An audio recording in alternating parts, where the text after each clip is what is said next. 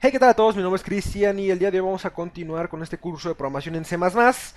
El día de hoy vamos a hablar sobre un tema que me parece que es muy importante. Vamos a comenzar a hablar sobre las estructuras de control iterativas. Específicamente, el día de hoy vamos a hablar sobre la estructura de control iterativa while. Este bucle que nos va a permitir ejecutar un bloque de instrucciones de forma iterativa, ¿vale?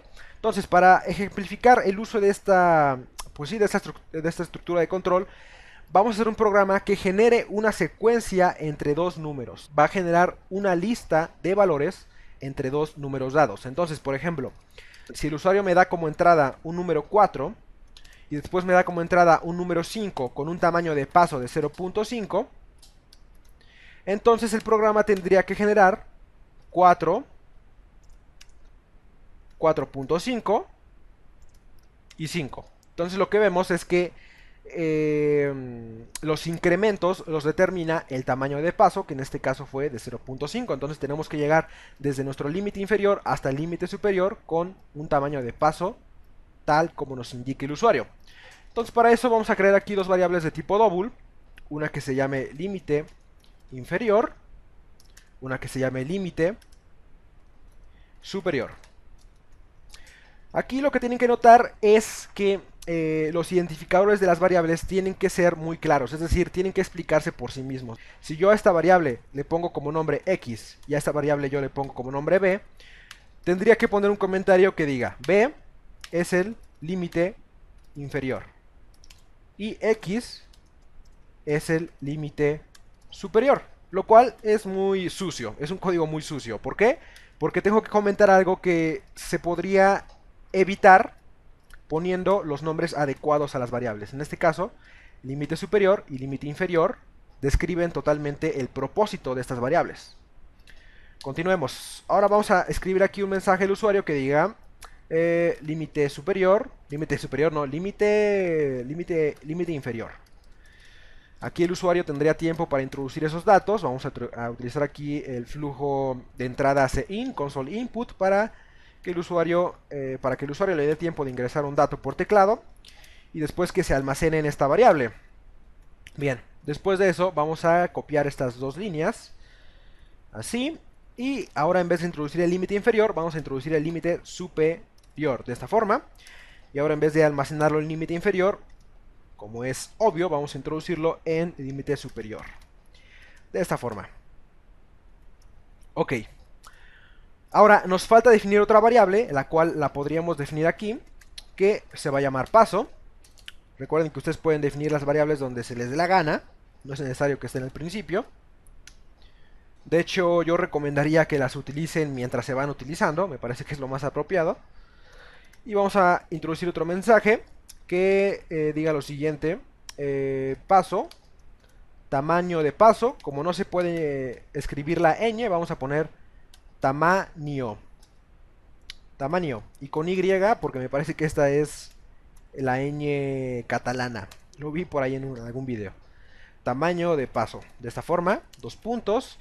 Y de igual forma vamos a utilizar a console input para que el usuario tenga tiempo de introducir ese paso. Y bien, ahora viene lo interesante, que es la forma en la que vamos a generar pues esta secuencia de números. 4, 4.5 y 5 en el caso de que nos den estos valores como entrada. Bien, primero el primer valor que tendríamos que imprimir sería 4, ¿cierto? Y después a 4 le tendríamos que sumar el paso, que es 0.5, para obtener 4.5. Y después este 4.5 le tendríamos que sumar 0.5 para llegar al 5 y de aquí ya terminaríamos.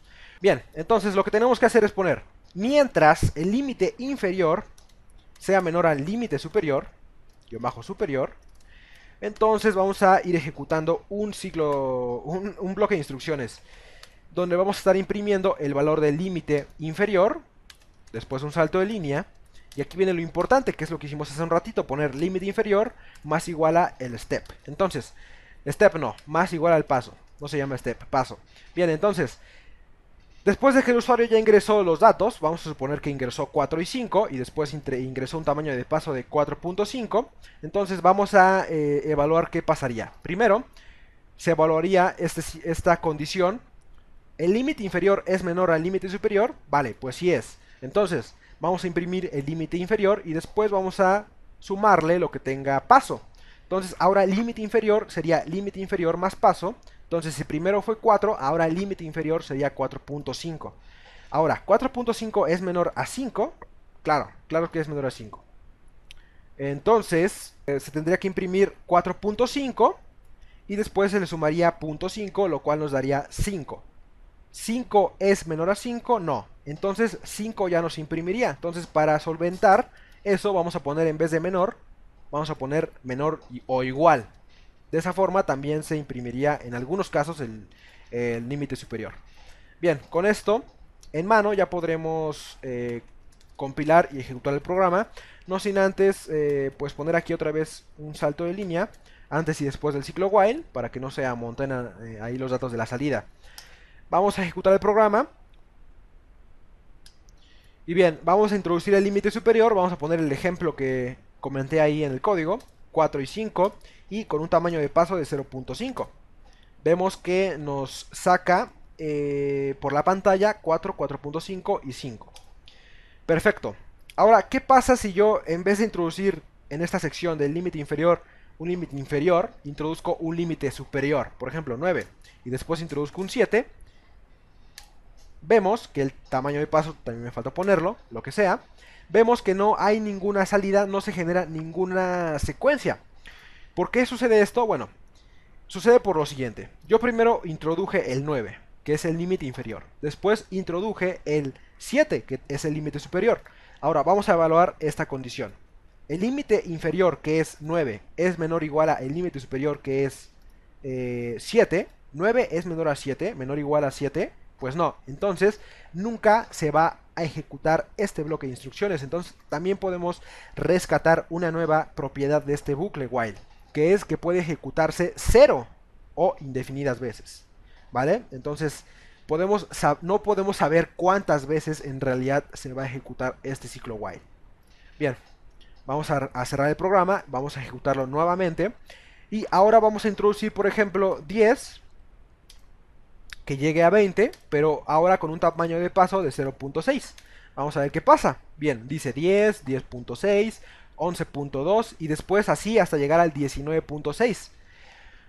19.6 es menor a 20. Sí, entonces se imprime 19.6. 19.6 más 0.6 nos va a dar un total de 20.2. Ok, 20.2 es menor o igual a 20, pues no, entonces ya no va a ejecutar este código y por lo tanto no va a imprimir el límite superior. Perfecto. Ok, ahora pues me parece que ya terminamos, entonces yo creo que ya lo dejamos por aquí. Bien, eso ha sido todo por el video de hoy, espero que esté muy bien. En el siguiente video vamos a seguir hablando de una estructura de control iterativa que va a ser el ciclo for. Vamos a dejar de lado el ciclo do while. En realidad no tiene mucha diferencia con el ciclo do while, con el ciclo while, perdón. La única diferencia entre el ciclo do while y el ciclo while es que el ciclo do while se ejecuta por lo menos una vez.